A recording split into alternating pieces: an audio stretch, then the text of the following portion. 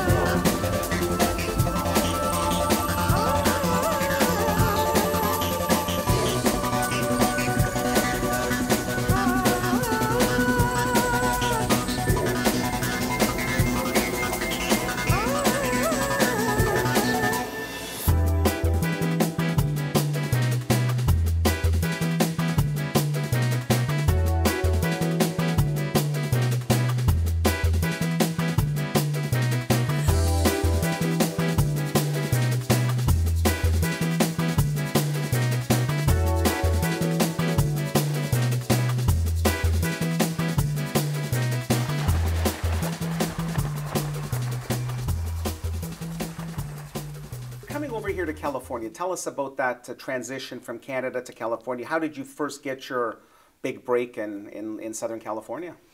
My first big break was actually from ESPN, and there was a transition period. I lived in New York for a while, so it was a little bit of a slow ease in, because New York, of course, is still in the Northeast. So I was still in, the climate is sort of similar to Toronto, and the culture is kind of similar. A lot of people in Toronto think New York, is like Toronto, and it's not at all. That's a really funny thing that I think Canadians say. They say, oh, Toronto is just like New York. And I'll say, have you ever lived in New York? Because if you have, you would never say that. Toronto is an incredible city. New York is a loud, busy, noisy city that, literally when they say it never sleeps, I now know it never sleeps because I did a morning show. And I got up and went to work every day at 3:30 in the morning. And I know from personal experience that the city is still very much alive at that time.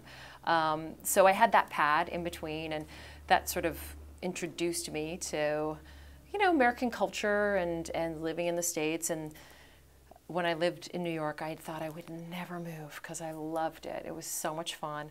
And when ESPN wanted to move me down here, I was so upset. I thought, oh gosh, California, it's, I thought of all the cliches about LA, and I thought I wouldn't like it. And then I got here, and the first couple months I was a little iffy on it, and now I love it. That's great. I don't want to live anywhere else. I think there's so much to be said for sunshine every day. Sunshine and 75 degrees every day will do a person, does your heart a lot of good. If you love the seasons, this place is not for you. But I'm really happy here now. I have 2 little boys that are super sporty. So it's great to live in this climate because they're always outside playing sports all year round. No hockey, unfortunately. Everyone always asks me why my sons aren't playing hockey. I said, because the only rink is, 45 minutes away. I like hockey, but not enough to go through California traffic 45 minutes a day on the highway. Tell us about a typical day of Thea Andrews coming in the morning tonight. Your typical day for work. Well, on Monday to Friday, we have an editorial call for my show every morning at 5:30 a.m. So I'm up probably 5-ish. I get on the call. I'm getting ready for work. I either do the call from my house or I do it as I'm driving into the office. That's nice because you don't deal with traffic at that time. And then we start our morning meetings around 6, and we lay out the show. And once we have an idea of what we're slotting everything into, we start to write the show and find the elements and get the interviews. And we have only really 2-3 hours to get that together. Plus I have to do hair and makeup, and we put it all together, and we have to start shooting by about 9:30. So it's a little difficult. People think we're a nighttime show. People think that we shoot at night, but we actually have to shoot the show really early in the morning. We have to produce it, get it together, and then it has to go out on a feed. So if there's breaking news, what happens? We try to update, and it's very tricky. Sometimes it'll miss the East Coast because we've fed our show initially at 1 o'clock to the East Coast. Some markets will air our show a little earlier, which is why we do that. There's certain markets on the East Coast that will air us at 4. Of course, we like to be in that our regular 7 o'clock time slot everywhere, but you don't get that time slot everywhere.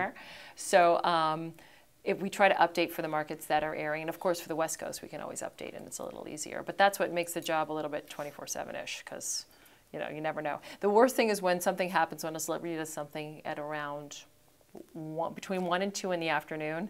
That's always the toughest thing. And it always seems that whenever really big breaking news happens, it always happens at that time. I remember I was on the desk when Michael Jackson died, and I was filling in for Mary Hart, who was away on vacation. And I remember the email. We'd finished shooting for the day, and they were working on the show. It was feeding or about to feed. And I want to say that the email came across just before 2 o'clock. And it was an email from one of our producers who was out in the field who said, a paparazzi is telling me that Michael Jackson just had a heart attack in Bel Air. And I remember just getting up from my desk and starting to run down to the news walk and then run down to the newsroom. And everyone ran in. And from there, everything just went nuts. And we all never went home for the next week. Wow. But that was a really tough day because we had to run up and fire up the set and get going and try to get that show updated and fed out, by in the next hour, because if not, we would have looked really dumb on air at 7 o'clock that night, not acknowledging that Michael Jackson had died.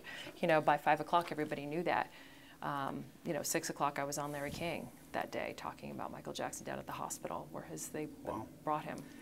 We're getting towards the end of today's interview, but I'd like to just let our viewers know that your grandfather was one of the founders of the Macedonian community in Canada. Yeah.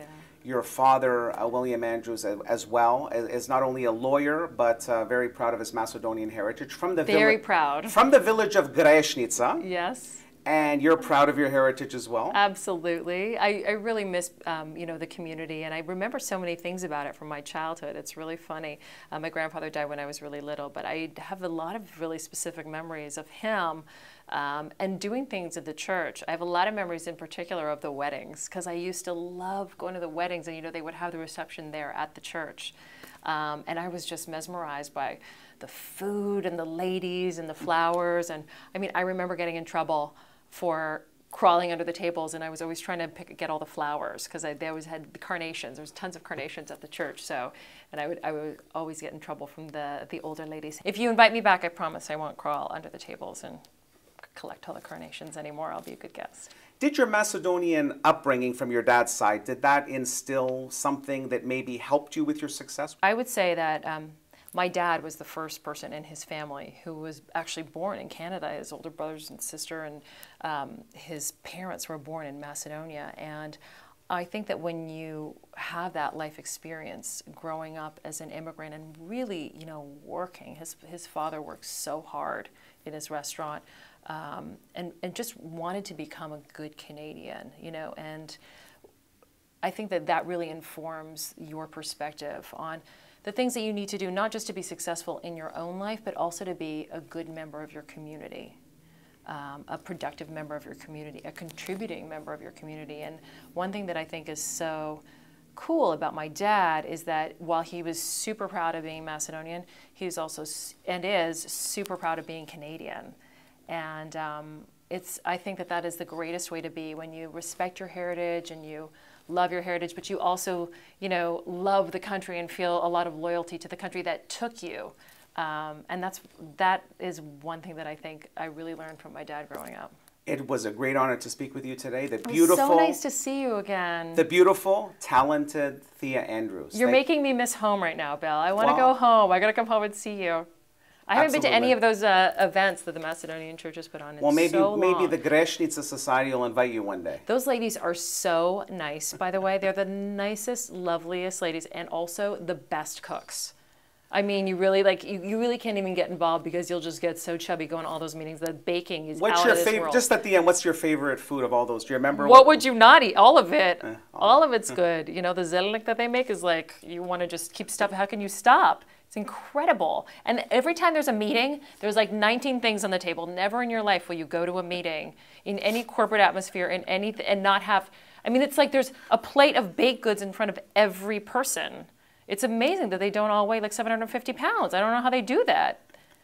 You know what? There must be something in the Macedonian blood that's really good. They have good metabolisms. Genetics. It's a genetic thing. Because my dad's like that too. He never stops eating all day long. Wow. All day long. And he's, you know, he's not a skinny man, but he's, you know, you'd think he'd be, yeah. He's all right, he's doing all right, you know. I think it's because they've probably done it their whole life. They eat, their metabolism's just used to it, right? For sure. I mean, the baking up there is kind of extraordinary, right? Yeah, I think so. You know, when you go up to the church and they have their meetings and you're like, they're like, oh, here, let's have a little snack. And like 20 platters of carbohydrate comes out. You're like, I'm like, okay.